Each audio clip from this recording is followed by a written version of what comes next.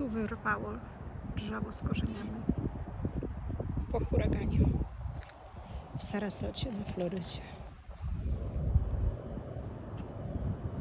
Tu też